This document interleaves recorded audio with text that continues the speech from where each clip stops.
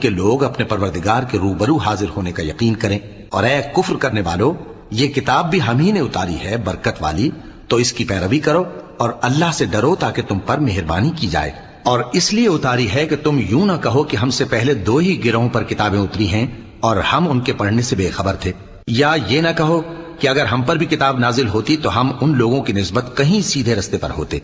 سو اب تو تمہارے پاس تمہارے پروردگار کی طرف سے دلیل اور ہدایت اور رحمت آ گئی ہے، تو اس سے بڑھ کر ظالم کون ہوگا جو اللہ کی آیتوں کی تکذیب کرے اور ان سے لوگوں کو پھیرے۔ جو لوگ ہماری آیتوں سے پھیرتے ہیں، اس پھیرنے کے سبب ہم ان کو برے عذاب کی سزا دیں گے۔ یہ اس کے سوا اور کس بات کے منتظر ہیں کہ ان کے پاس فرشتے آئیں یا خود تمہارا پروردگار آئے یا تمہارے پروردگار کی کوئی خاص نشانی آ جائے؟ جس روز تمہارے پروردگار کی خاص نشانی آ جائے گی تو جو شخص پہلے ایمان نہیں لایا ہوگا اس وقت اسے ایمان